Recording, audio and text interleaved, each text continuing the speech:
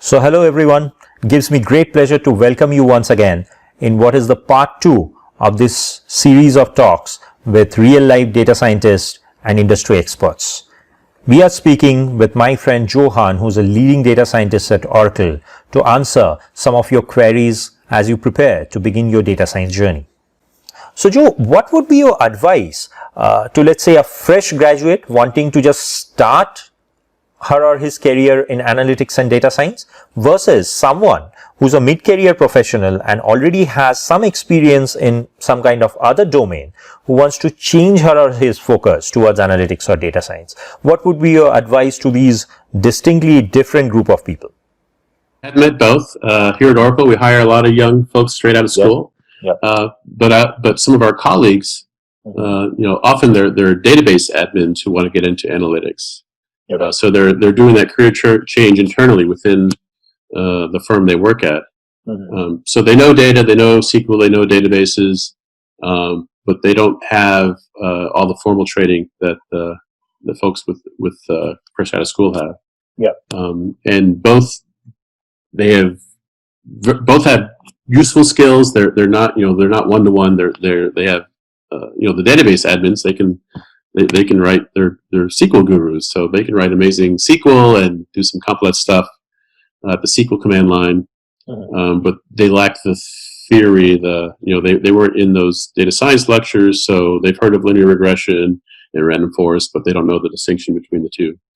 So those people who are entering data science without the book learning, they still have learning to do, but you can get that online or go buy a book. That's how I did it. I bought a book on machine learning for Python data scientists, and one or two of those books will cover pretty much all you need to know.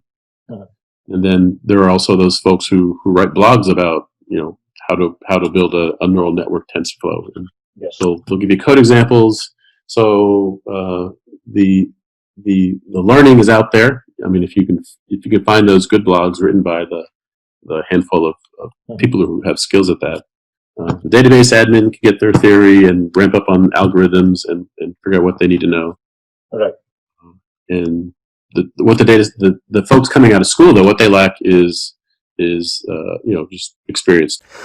So Joe, tell us, what do you look for in a candidate while hiring for your team across different experience levels for the role of data scientists?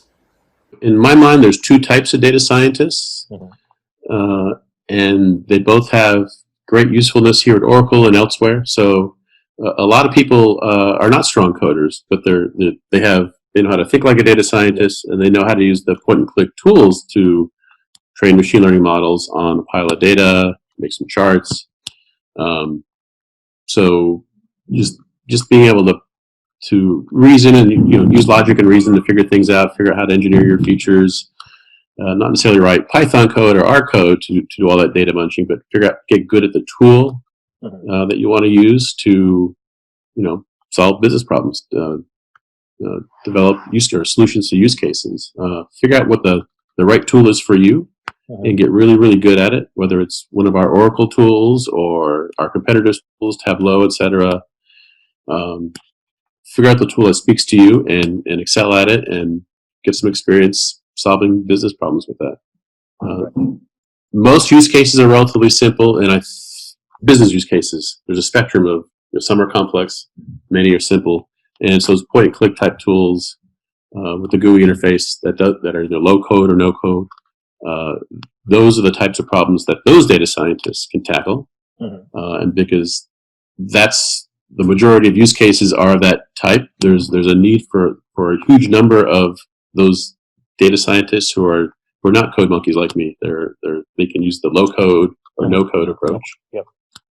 But the challenging data science problems, challenging use cases, challenging business problems that have complex data prep steps and require complex coding, they're fewer in numbers, but they're very time consuming. So if the other type of data scientist, the one that is very code savvy and wants to use code to solve problems, that's is more like me. That person's more like me. So there's space for both types of data scientists here at Oracle and among Oracle customers in the data science universe. the person who's just entering the field needs to figure out, do I want to be,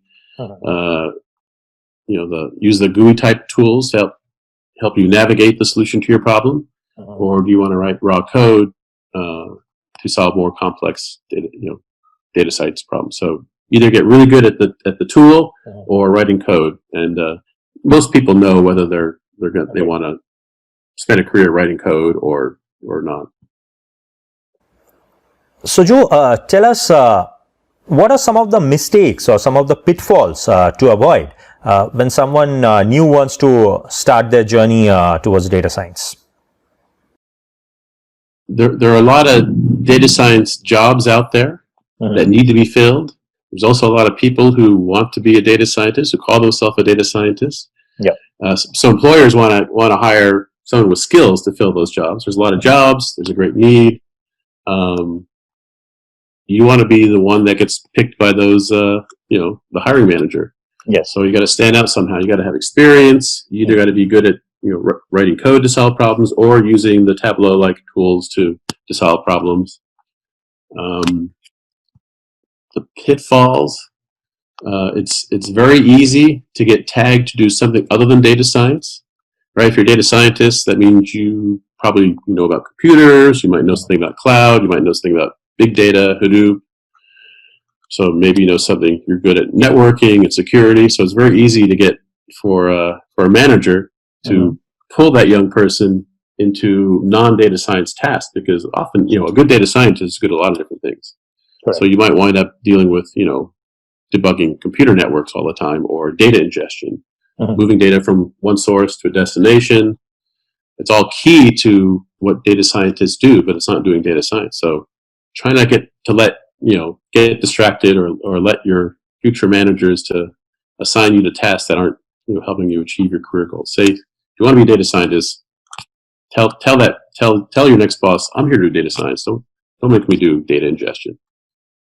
They will ask you to do that, but keep reminding that manager, that boss, hey, give me some data science work. And if they don't, keep looking at the other job ads. If you got skills, you'll have no trouble finding the next data science job.